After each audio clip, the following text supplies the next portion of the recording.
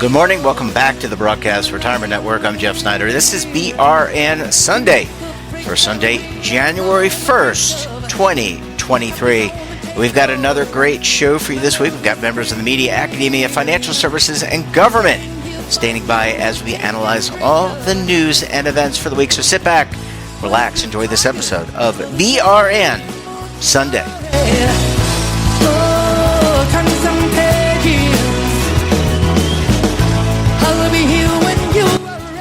Well, we're going to kick off our first show of the year with a look at what's happening in terms of legislation, regulation, litigation. Joining us on the line, you know them as the Legal Eagles, but they're also known to their families and compatriots as Dave Levine, Kevin Walsh, both are principals with Groom Law Group, and that's an employee benefits law firm based in Washington, D.C. Gentlemen, Happy New Year to you both. Thanks so much for joining us on this Sunday morning.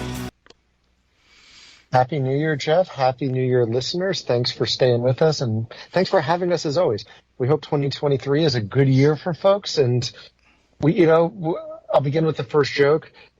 We're going to tell you exactly when Secure 3.0 is going to pass. All right, there you heard it here first, folks. David, Happy New Year to you, and Kevin, I want to come to you first because we're looking prospectively now into 2023. I want to get your opinion on what we can expect both with Secure 2.0, but also, as David alluded to, joking aside, what we could expect in terms of legislation in the coming year. Yeah, so Happy New Year, everybody, and I hope everyone has a better 2023 for 401k and defined benefit pension account balances than they did in 2022.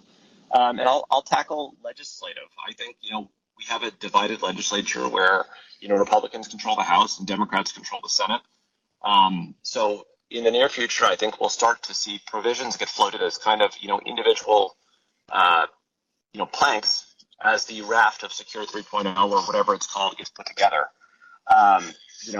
There's a variety of areas where we could see legislation, collective investment trusts and PEPs. We see, rules surrounding the ability of some university plans to use collective investment trusts is still not quite where they need to be to make it, easy to do. So I wouldn't be surprised if we see legislation in that area.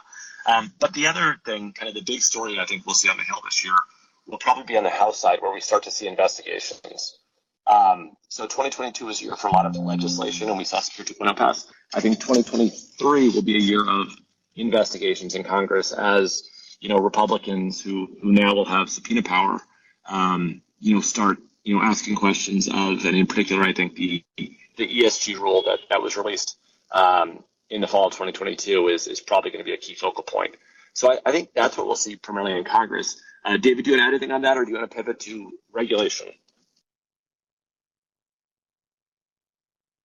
I think I am on now, so apologies. Start off the new year with a technical glitch. I thought that was really good, Kevin. I think one thing we'll have to see is retirement in times of division is often an area of compromise. So there is a chance that if Congress at some point before the next election cycle, which is less than 2 years away, decides they want to show that they can work together, retirement could be it again. So don't hold your breath on that completely. Now, on regulatory changes, let's talk about that for a moment. Clearly, Secure 2.0 has a mountain of items. I'm guessing most listeners did not spend the holiday doing what Kevin and I did, which was reading this over and over and over again, because even though we had seen all the different drafts there is this is like, well, I'll call it a treasure chest, although you may not agree with the word treasure, of provisions, everything from emergency savings, which got a lot of play, and portability, and automatic enrollment and requirements and stuff for that for new plans in the future, to minimum distributions. There's so much here, and there's a lot of areas where we'll need guidance on how all this fits together. And the IRS has had some chance to do some hiring, not, hundreds of thousands of people in employee plans, but they have some hiring. It's small, but there is some. The reason why I say that is they have a lot on their regulatory plate. You put on top of this, they've got some other things. They still got things like a lot of things on pooled employer plans and other items out there. So we've got a lot to see as we go forward. So I think the IRS will be busy.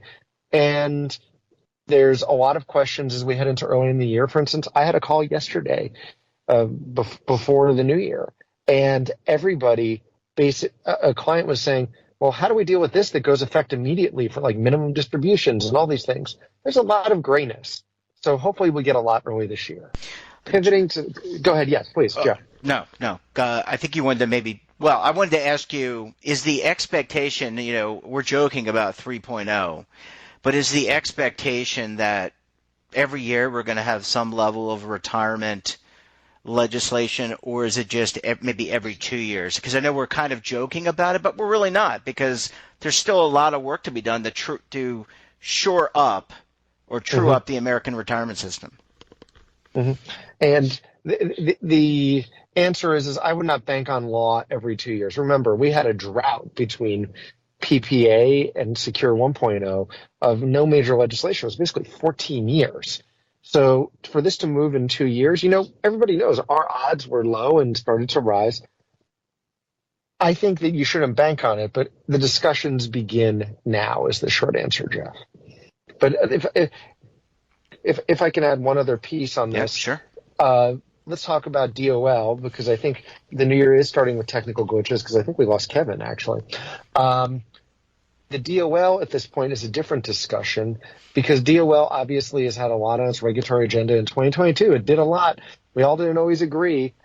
Clearly there's rumors that they will redo the fiduciary rule again. But there's a lot in here. There's a lot of reports in Secure 2.0 they're supposed to do, things that there's a lot of interpretive guidance that'll be there. So I think the DOL is going to have a busy year. And then I'm going to pivot, because Kevin unfortunately got disconnected, to litigation for like 1 minute.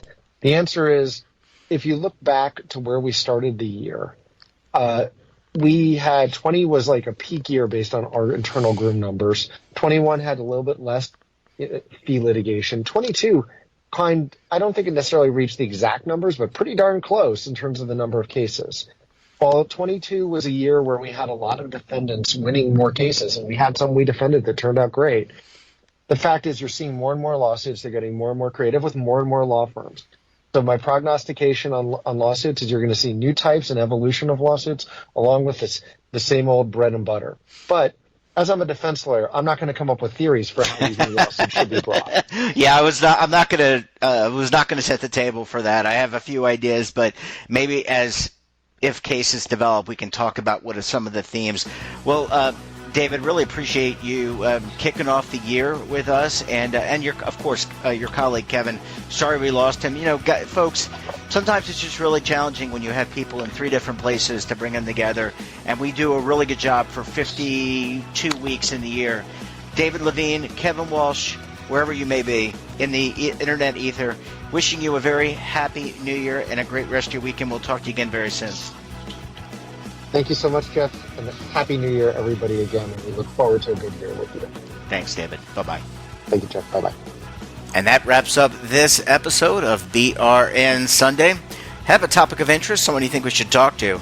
Drop us a line, and don't forget, for all the latest curated news in lifestyle, wellness, finance, tech, so much more, and all in one place, check out today's edition of our daily newsletter, The Morning Pulse. Want to search our archives, check out our latest content? Well, visit our website and, of course, all of our streaming partners. Well, tomorrow we're taking the day off. It's a stock exchange holiday, but we will be back for our first episode of BRN AM on Tuesday, January 3rd.